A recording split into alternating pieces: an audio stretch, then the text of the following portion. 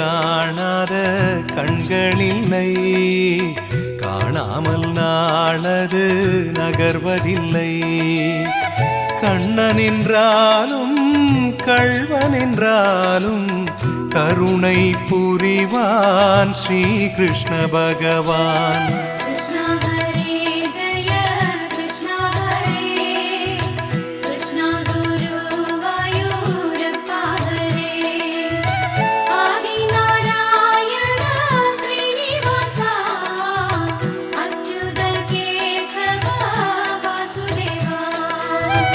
அழகிய கண்ணனின் அடிதனை எண்ணுவர், அவனது தொல்லைகள் அனைத்தையும் தாங்குவர்.